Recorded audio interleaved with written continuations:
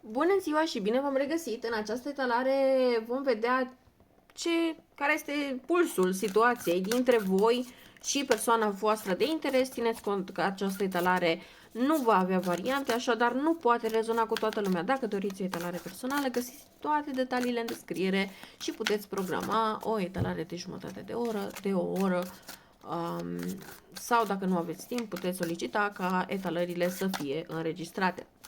Bun. Atunci, hai să începem. Care este energia dumneavoastră? Dar nu, aici sunt prea multe cărți. Care este energia dumneavoastră? 3 de spade. Care este energia persoanei voastre? 7 de pentagrame. În primul și în primul rând, noi aici avem de-a face cu o situație în care dumneavoastră vă simțiți, în primul rând, într-o energie foarte puternică de suferință, vă simțiți efectiv legați la ochi, pentru că nu știți ceea ce va urma. Orientarea persoanei este spre a se uita spre viitor, dar cu o teamă destul de puternică din cauza suferințelor, trădărilor, dezamăgirilor pe care le-ați avut în trecut, dar totodată există această speranță a voastră, chiar dacă ați fost răniți, chiar dacă ați fost dezamăgiți, chiar dacă s-au întâmplat atât de multe lucruri, că totuși poate viitorul va fi mai roz și pentru voi. De partea energiei dumneavoastră energiei persoanei dumneavoastră se vede o energie de analiză, de introspecție, de a încerca să vadă dacă este cel mai potrivit moment să facă această persoană un pas către voi sau ar trebui să mai aștepte. Această persoană reușește să vadă că v-a rănit, că v-a dezamăgit. Aici consider că este aceeași persoană care v-a rănit recent și aș vrea să subliniem un pic, pentru că la această carte noi vedem că această persoană este pur și simplu legată la ochi și nu vede ceea ce urmează să se întâmple pe când această persoană poartă ochelari. Deci se simte ca și cum această persoană are o perspectivă mult mai clară asupra voastră decât voi vă puteți da seama. Se poate simți ca și cum această persoană reușește să vă citească foarte bine și în funcție de asta cumva caută tot felul de semne, tot felul de indicații, cum că voi sunteți pregătiți să revină și să facă un semn sau să facă un pas înspre voi, da? Care este situația dintre voi acum? Roata norocului, 2 de bâte și lumea. Aparent, lucrurile pot evolua pot evolua oricum. Această persoană nu simte că are foarte multe șanse și pe bună dreptate, însă cu roata norocului există totuși oportunitatea ca, dacă face lucrurile într-o manieră echilibrată, da? Și la momentul potrivit, ca lucrurile totuși să iasă o idee mai bine și să se poată remedia lucrurile. Cu 2 de bâte aș putea spune că această persoană stă să-și analizeze foarte bine opțiunile și încotro ar fi cel mai bine să meargă, în primul rând pentru sine și abia apoi pentru această conexiune. Iar lumea aici ne arată o încheiere în legătură cu tot ceea ce a fost în trecut și un nou început. Un pic de atenție, pentru că aici a fost un element de karmă destul de major între voi, care s-a eliminat odată cu această dezamăgire prin care voi ați trecut. Și vreau să văd dacă pentru conexiunea asta ce înseamnă lumea, încheiere sau un nou început. Ce înseamnă pentru voi? 9 de cupe cu 3 de pentagrame. Văd că pentru voi această lume, chiar dacă înseamnă că pe moment veți pune punct la această conexiune, la tot ceea ce ar putea fi, nu este un punct care să rămână punct. Este o posibilitate de a o lua de la capăt. Vreau să vă anunț încă de pe acum că voi veți trece printr-o separare, printr-o perioadă de no contact. După ce această persoană va iniția iarăși comunicarea, iarăși intrați în no contact și apoi efectiv veți începe să lucrați pe voi înșivă, veți începe să vă iubiți mai mult, să fiți mai mândri de voi, să vă simțiți mai bine, să vă vindecați. Treceți printr-o etapă profundă de vindecare, iar apoi veți avea posibilitatea de a decide dacă are sens să vă întoarceți la această persoană sau nu. Decizia va fi a voastră. Decizia va fi făcută și ar trebui să fie făcută doar în momentul în care voi reușiți să treceți prin acest proces de vindecare. Momentan nu este nevoie să faceți o decizie, pentru că văd că lucrurile nu progresează neapărat într-o direcție favorabilă pe perioada imediat următoare. E nevoie de mai mult timp. Aici poate să fie nevoie de o perioadă între 9 luni și 3 ani. Cei care deja știți că ați trecut prin cel puțin 9 luni, vă puteți aștepta ca această persoană să vă contacteze în termen de 3 luni. Dar dacă, să zicem, voi, nu știu, v-ați certat de o săptămână sau ceva de această natură, este clar că pentru voi timpul este mult mai mare, da? Deci un pic de atenție în legătură cu acest aspect. Vreau să văd, totuși, ce intenții are această persoană față de voi acum. 6 de cupe, pași de pentagrame și regina de băte. Un pic de atenție pentru că această persoană totuși parcă și-ar dori mai mult reconcilierea, parcă și-ar dori să revină la voi, parcă și-ar dori ca totul să fie bine. Cu toate că este în aceeași măsură foarte conștientă că a gafat un pic cam mult să fie foarte aproape acel moment, are vise în program, în sensul că da, își dorește să petreacă timp alături de voi și că voi să vă vindecați mai repede și totul să fie roz și cu floricele, dar până la urmă aici totul depinde de voi. Eu am să vă sugerez să nu vă lăsați influențați sau împinși de această persoană, să vă prefaceți că totul e ok și că puteți trece când încă nu se întâmplă acest lucru. Este bine să vă luați timpul necesar. De ce? Pentru că după ce voi treceți de această suferință, veți deveni mai puternici, mult mai multă forță interioară, mult mai multă putere de a spune nu, de a vă impune limitele personale. Cu astea veți reveni. Și nu este ca și cum, hai să ne înțelegem, nu se simte ca și cum voi ați avea mai multă putere de seducție neapărat. Mie mi se pare mai degrabă că puterea voastră de seducție va fi folosită la adevărata capacitate. Și nu neapărat se simte o creștere, ci mai degrabă o conștientizare asupra ceva ce este deja acolo, este într-o cantitate destul de mare și care nu este folosit la potențial. Nici măcar la jumătate din potențial. În momentul în care voi reveniți după această vindecare, se pare că aici lucrurile se schimbă un pic și energia voastră va fi extrem, extrem, extrem de atrăgătoare, extrem de nici nu știu cum să o explic, puternică, și veți fi ca un magnet extrem, extrem de puternic de care această persoană va fi extrem de atrasă. Deci persoana asta de revenit va reveni la voi, dar este important ca în acest moment să vă prioritizați vindecarea voastră personală. Că după voi nu o să mai vreți această persoană, asta e cu totul altă problemă. Dar, momentan, focusul să fie pe voi. Că după voi veți reuși să luați cea mai bună decizie, asta sunt foarte sigură, pentru că regina de bâte nu e cineva care să fie așa ușor influențabil. Regina de bâte nu e o persoană care, nu știu, să se arunce cu totul pentru ceilalți. Da, dacă ești apropiat, dacă ești o persoană la care această persoană ține cu adevărat regina asta de bâte, adică voi, da, regina de bâte e în stare să-și dea și cămașa de pe ea, dar nu pentru oricine și nu în orice context, pentru că regina de bâte știe foarte bine să-și apere teritoriul, știe foarte bine să-și impună limitele și da, face sacrificii pentru cei dragi, dar nu se pierde pe ea, fiind acolo pentru cei dragi. Și asta cred că este o lecție pe care voi trebuie cumva să o învățați în perioada aceasta, pentru că mie mi se pare că voi tot ați oferit, tot v-ați implicat, tot ați vrut să oferiți cât mai multe pentru ceilalți, tot ați dat de la voi. Și pentru foarte multe persoane de aici poate să fie chiar un fel de frustrare, pentru că aici e posibil să treceți printr-o ipostază în care voi sunteți conștienți că ați avut un comportament ireproșabil față de această persoană, știți că ați făcut mai mult decât trebuia să faceți, știți că efectiv nu avea de ce să se lege sau ce să vă bage de vină această persoană și totuși a făcut ceea ce a făcut, energie de trio, energie de suferință, dezamăgire totală de partea voastră, dar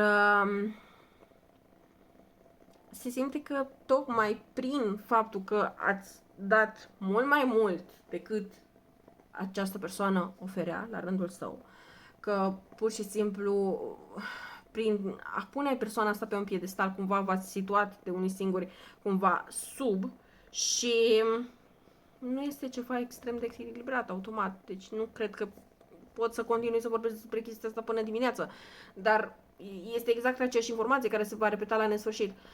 Problema se pune de cum veți avea de gând să tratați următoarele relații, pentru că aici mi se pare că pentru voi cel puțin este o greșeală care s-a repetat și în relațiile anterioare și există riscul de a continua și în relațiile viitoare, mai ales cei care aveți un istoric cu mai mulți parteneri cu înșelatul, problema voastră nu este aparența, problema voastră nu este comportamentul, nici caracterul, problema voastră este că oferiți prea mult, așteptați prea puțin, există un dezechilibru și atunci cealaltă persoană, nefăcând efortul, se plictisește și are nevoie să se ducă în altă parte unde este forțată această persoană să depună efortul. Și atunci de ce să nu depună cu voi? Dacă voi și așa aveți atâta iubire de oferit, aveți atâta înțelegere, aveți un mod de a fi total aparte și sunteți conștienți de chestia asta, pentru că cei care veți rezona cu etalarea asta nu este ca să vă laud, nu este ca să vă susțin, dar sunteți foarte conștienți că în relațiile din ziua de astăzi, în felul în care oamenii se comportă în general unii cu alții, felul în care voi tratați oamenii din jurul vostru este ceva mai aparte, este ceva mai premium, să zic așa. Și atunci, voi trebuie să acceptați că voi sunteți voi, aveți și voi calități, aveți și voi defecte ca orice om din lumea asta, dar asta nu înseamnă că doar pentru că aveți un set de caracteristici, să zic așa, într-o anumită direcție, indiferent de cum ați fi fiecare, că trebuie să acceptați faptul că ați fost, sunteți înșelați și este posibil să mai fiți. Din contră, dacă ați sesizat că aveți acest tip de comportament față de ceilalți, atunci măcar asigurați-vă că și felul în care se comportă partenerul cu voi nu neapărat să fie exact identic, pentru că nu întotdeauna se poate să fie chiar tot atâta implicare în toate relațiile. Dar măcar în mare parte să existe acest echilibru, măcar să se vadă intenția acestei persoane de a face lucrurile să fie bine, de a vă simți și voi iubiți, de a fi,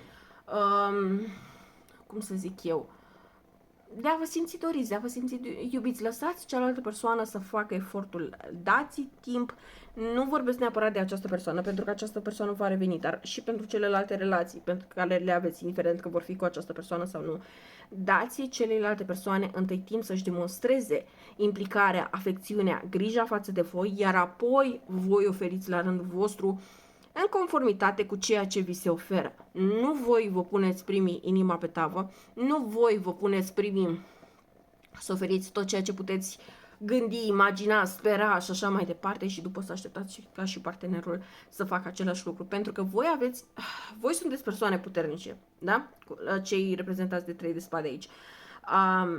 Dar nu toată lumea este la fel de puternică ca și voi, nu toată lumea poate să treacă de durerile, dezamăgirile, tristețile, supărările din viața de zi cu zi și să ofere efectiv totul partenerului sau totul relației și să prioritizeze relația. Și este ok, dar asta nu înseamnă că voi trebuie să acceptați și să vă mulțumiți chiar cu orice. Asta e problema voastră, că voi oferiți totul, sunteți capabili de toate și vă mulțumiți cu nimicuri. Și în momentul în care asta se întâmplă, nu au cum să existe relații echilibrate, nu au cum să... Nici partenerul nu simte neapărat nevoia să vină cu ceva sau de foarte multe ori puteți întâlni chiar parteneri care nu simt că au cu ce să vă îmbunătățească viața. Și atunci, decât să depună un efort suplimentar, preferă efectiv să renunțe și să caute în altă parte. Și până ce voi nu veți începe să oferiți pe baza a ceea ce primiți, nu este ceva care se va schimba aici.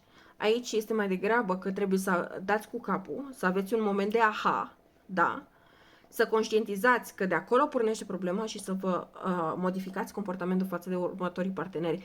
Pentru că dacă nu o să faceți asta, se repetă același ciclu, până o să vă săturați efectiv de toți și de toate, că vă schimbați orientarea, că vă duceți în altă țară, în altă direcție, în, nu știu, alt oraș, că vă schimbați locul de muncă, că faceți toate schimbările astea, că vă schimbați frizura cu vestimentația și așa mai departe, nu o să ajute deloc și, bine, nici nu o să încurce, nici nu o să ajute, pentru că problema pornește de la felul în care vă raportați voi la partener. Voi trebuie să vedeți partenerul vostru ca pe egalul vostru. Și dacă este egalul vostru, puteți înțelege că pentru o perioadă, să zicem, nu poate să ofere tot atât de mult. Dar nu acceptați ca acest comportament să fie la infinit. Pentru că și voi aveți așteptări, și voi aveți nevoi, și voi trebuie să vă simțiți doriți, implicați, iubiți în această conexiune. Și din cauza asta, dacă vreți să scăpați de ciclul karmic al înșelatului, asta ar fi o soluție. Vreau să văd 3 cărți cu ce ar fi bine să vă mai spun. Cu diavolul, scuze.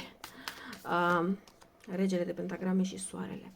Un pic de atenție pentru că vouă vi se poate da un test în perioada următoare, dar asta va fi numai pentru unii dintre voi, nu pentru toți, în care unii dintre voi cumva veți fi forțați să acceptați o conexiune care știți foarte bine că nu este foarte, hai să zicem, oficială, nu este foarte standard, nu este foarte tradițională din punctul ăsta de vedere, tocmai ca să învățați să oferiți cât vi se oferă. Dacă știți că aveți tendința de a da numai peste, de exemplu, persoane însurate sau persoane care au trecut prin divorțuri urâte și nu mai vor ceva stabil sau, nu știu, pot fi 11.000 de scenarii, dar sesizați că același tip de persoane vin către dumneavoastră doar pentru că voi refuzați să vă implicați, dar nu schimbați nimic în raportarea voastră față de parteneri, nu o să vă ajute cu nimic. Acum, nu zic să săriți în brațe la primul partener care vine și e exact ca foștii, dar aveți două opțiuni.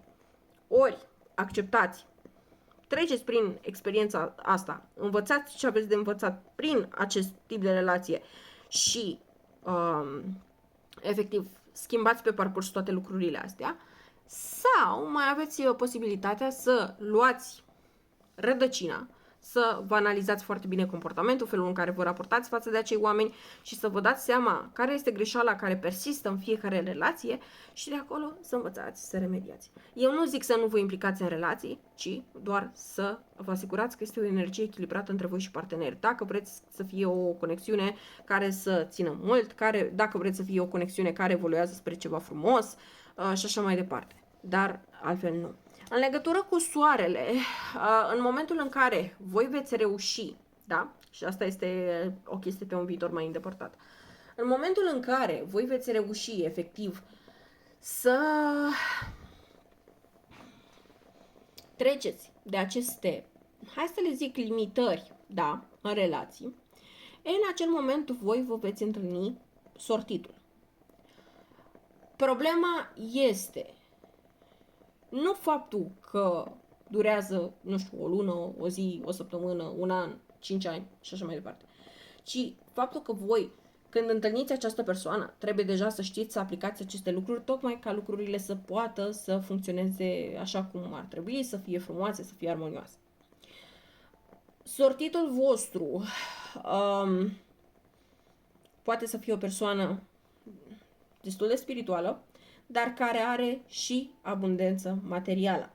Este o persoană destul de hotărâtă și destul de nu implicată, nu asta e cuvântul, orientată spre familie și spre tradiții, dar nu e o persoană învechită, să ne înțelegem, dar este o persoană care valorifică și apreciază, da, ca persoana de lângă el să fie o persoană foarte selectivă în legătură cu partenerii și să nu accepte orice și de la oricine, chiar dacă această persoană la rândul ei vă va testa în sensul ăsta.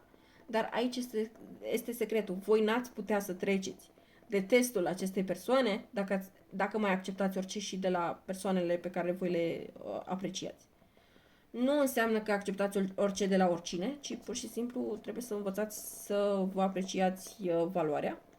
Trebuie să acceptați doar persoane de calibru vostru. Nu e vorba de finanțe, nu e vorba de, nu știu, neapărat educație, în sensul de universități și mastere și așa mai departe. Nu, este vorba de hai să zicem, un anume tip de caracter. Persoane cu un anumit tip de caracter pe care voi trebuie să-l aveți în jurul vostru. Dar voi, în acest moment, nu țineți cont de chestia asta. Voi vă lăsați să fiți, hai să zic așa, prinși între ghilimele, vrajă de persoane care nu sunt exact cum ar trebui și nu au de gând să facă vreo schimbare în sensul ăsta. Și atunci ăsta e modul universului de a spune: meriți mai bun, meriți mai bine, dar trebuie să înveți și tu să-ți apreciezi valoarea și să nu mai accepti pe oricine. Oricum. Cam ăsta ar fi mesajul universului pentru voi. Nu mă așteptam să am o astfel de etalare, dar totuși cred că asta o să fie mai des. Nu știu, spuneți-mi, vă rog, în comentarii dacă vi se pare interesantă abordarea asta de etalare asupra tot felul de teme, nu știu, relații karmice, suflete pereche, suflete gemene, orice de natura asta, și să le discutăm pe baza tarotului sau aveți nevoie, nu știu, să rămânem la stilul nostru standard de a etala. Cum preferați voi, așa o să facem. Eu pot să zic că modul în care s-a desfășurat etalarea asta m-a luat în surprindere și prin surprindere și pe mine, că nu aveam intenții să ajung la asta, dar e ok, nu știu, cel puțin mie chiar mi-a plăcut. Bun, cam atât am avut de spus pentru voi. Sper că vă este utilă această etalare și să ne auzim cât mai curând. La revedere!